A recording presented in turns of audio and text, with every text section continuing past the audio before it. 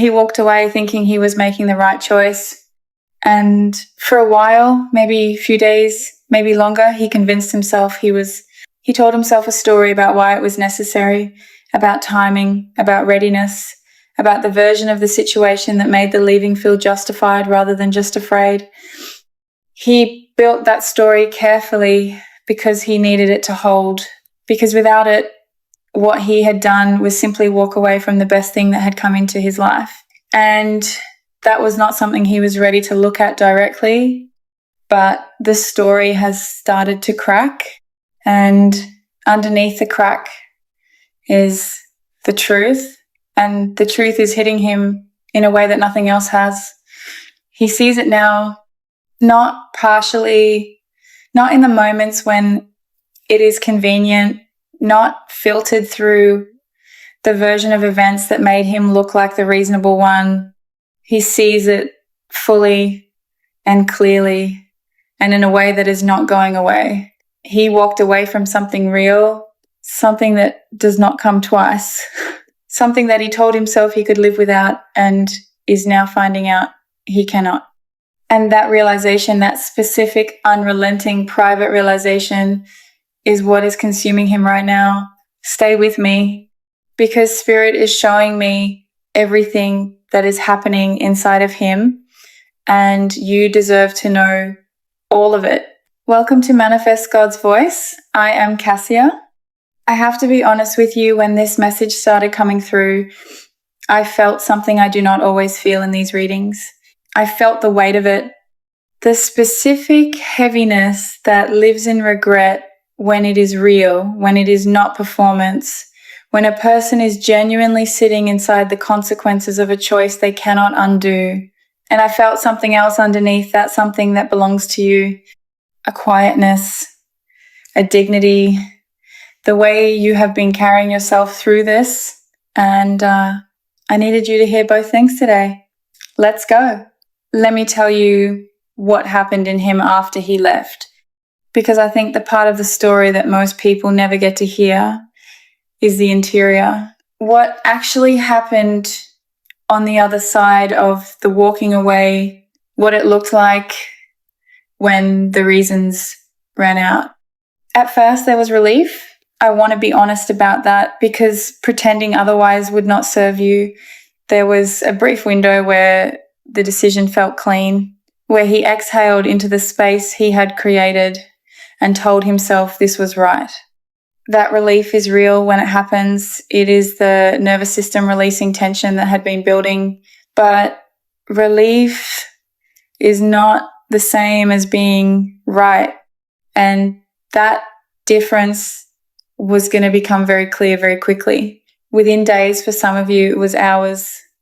The relief started to change into something else, something quieter and harder to name.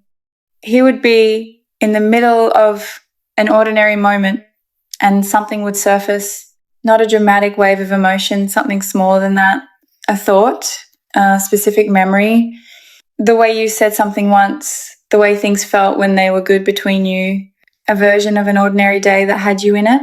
And that thought would sit there and not leave. He tried the things people try. He got busy. He filled the space with other things, other people, other noise. He told himself he was moving forward. And some of those things worked for a while, hours at a time, sometimes a full day.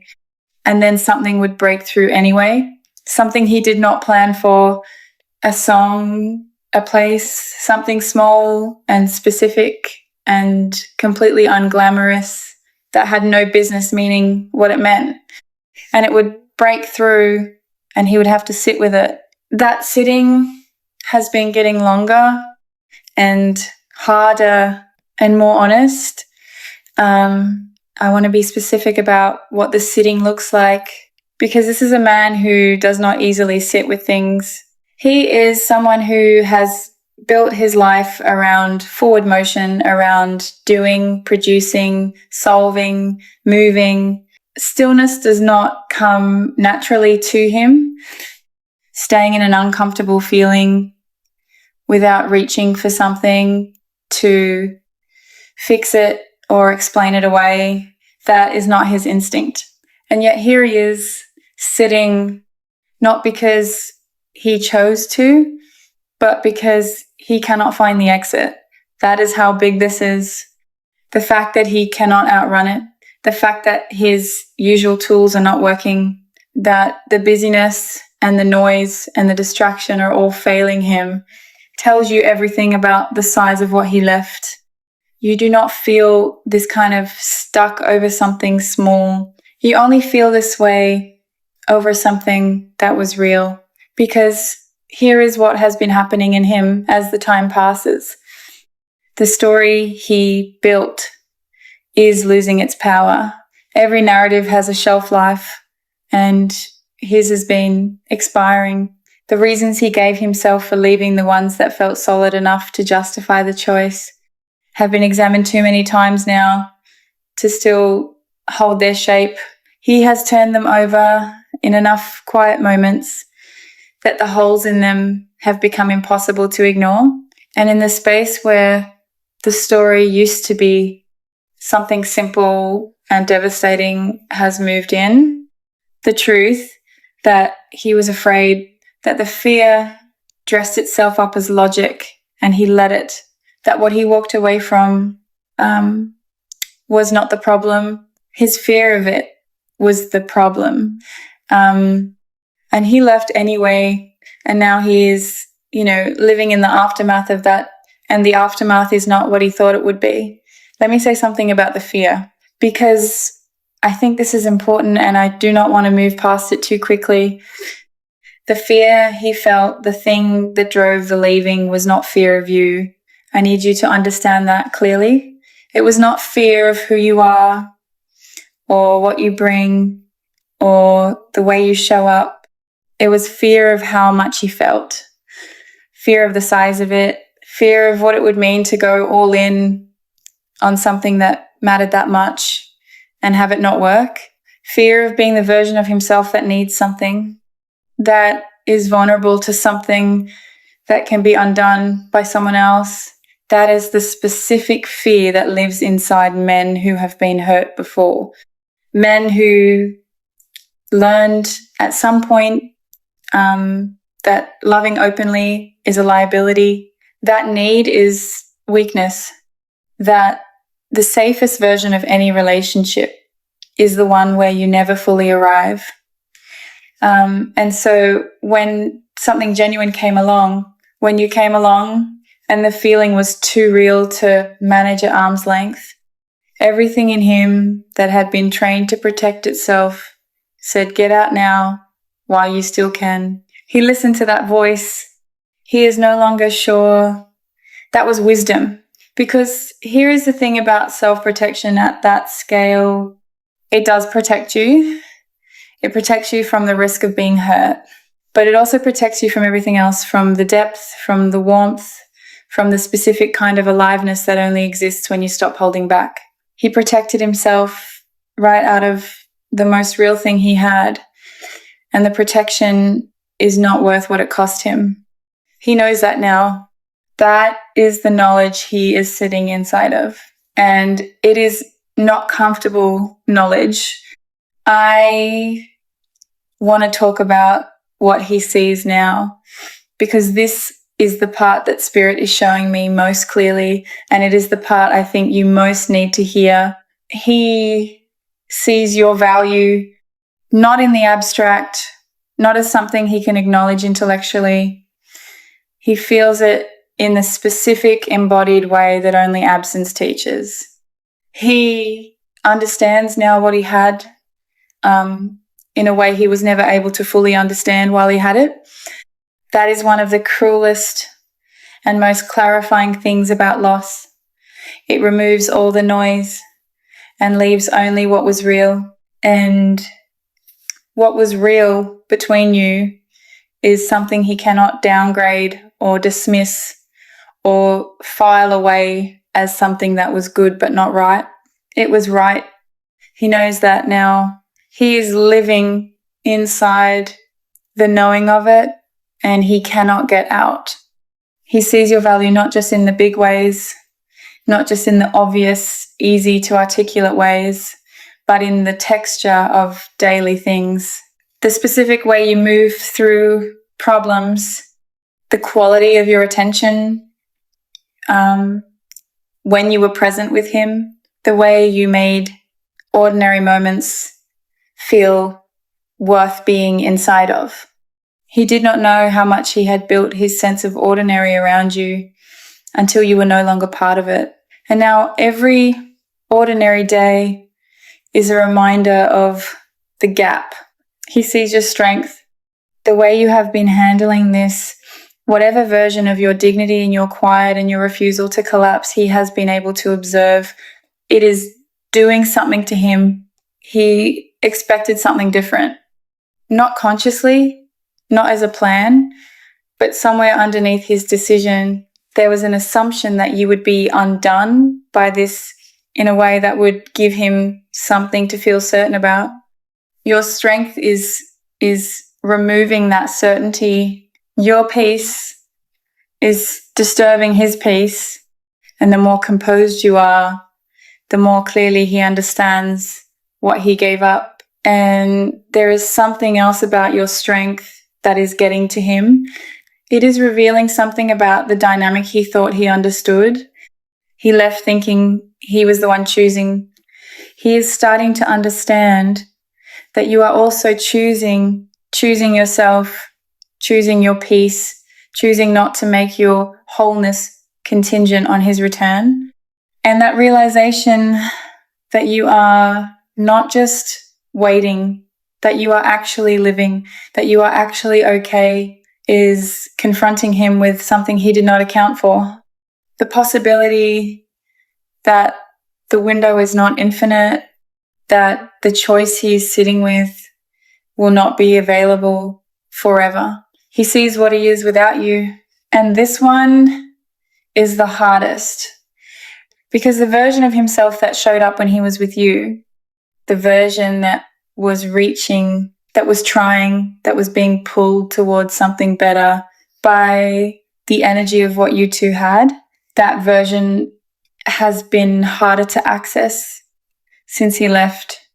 He is back to a smaller version of himself. He can feel the difference, and he does not like what he feels.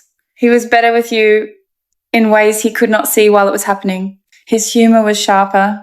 His patience was wider. The edge he carries, the guardedness that other people experience as a kind of distance, it was softer around you, not because you asked him to soften it, because the safety of what you offered made the guard unnecessary. He did not realize how much of his own best self was available to him only in the context of that safety until he walked out of it. I want to pause here for 1 second. If this is landing for you, if you are sitting there feeling seen in a way you did not expect today, that is exactly what these readings are for. Hit the like button for me, drop a comment. And if you want to go even deeper into what is specifically moving in your situation, the booking link is below. Okay, let's keep going, because there is so much more to say. Let me tell you about the things he has not said out loud. Because this person does not speak easily about what is happening inside him, that is part of what got you here in the first place. His difficulty with the interior, with the vulnerable, with saying out loud the thing that is most true. And so what I am about to share is not something he has expressed to anyone. It lives entirely in the private space that nobody gets access to. He has replayed the last real conversation you had, not once, many times, looking for the moment, the specific place where it could have gone differently, where he could have said something true instead of something safe, where he could have chosen differently and been the version of himself that he knows was possible. He cannot find a moment where it was inevitable. And that is maybe the hardest thing, knowing it was not inevitable, knowing it was a choice that did not have to be made that way. He has thought about reaching out more times than you would believe, and more specifically than you would expect. He has composed messages in his head, not vague, reaching out, specific ones that try to say the real thing, and he has not sent them, not because he does not want to, because he is not yet sure he deserves a chance to say them, because he knows that what he put you through is not something he can smooth over with words, and he does not want to offer you words when what would actually be required is so much more than that. There is a part of him that is waiting until he is sure, until he has worked through enough of his own interior that what he comes to you with is not just emotion, but something solid, something that demonstrates the change and does not just promise it. He does not want to come back as the same man who left. He knows that would not be enough. So he is doing something he has never been particularly good at. He is sitting still and doing the work of becoming different for you without any guarantee that you will be there when he arrives on the other side of it. That is not nothing. A man doing that work for a woman he left without knowing if she will receive him, that is love, in a form that does not announce itself. It is quiet and unglamorous, and it is real. Now, I want to address something directly, because there are some of you listening to this who are hoping that what comes next is him coming back.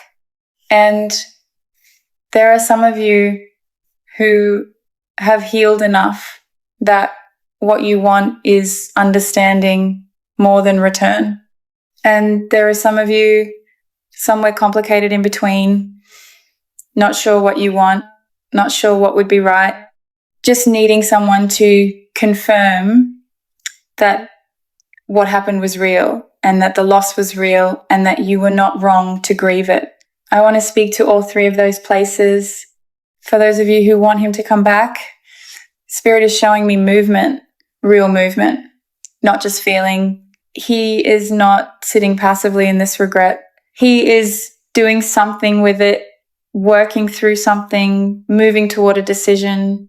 The pride that kept him in silence initially is losing to something louder, something that sounds like, I cannot keep letting this be the choice I made. Something is building toward action. I cannot give you a day, but I can tell you the direction is toward you and not away. And I want to say something to you specifically about the waiting, because the waiting is its own kind of wait, and I do not want to minimize that. It is not easy to hold love for someone who is not present. It is not easy to remain open when your instincts have been trained by hurt to close what you have been doing, remaining soft, remaining real, not hardening into something that protects you by making you less. That is not passivity. That is courage. It takes more strength to stay open than to close. And you have been doing it. For those of you who have chosen your peace, I want to honor that. The healing you have done is real. What you built inside yourself during this time is not going to disappear if he comes back. And it is not going to disappear if he does not. You did not heal for him. You healed for you. And that is the version of the story where you win, regardless of what he does next. I want to say something more to the people in this group, because sometimes choosing your peace gets framed as giving up or as not caring anymore. And I want to be clear, those are not the same thing. You can carry love for someone and still choose yourself. You can wish them well and not reorganize your life around their return.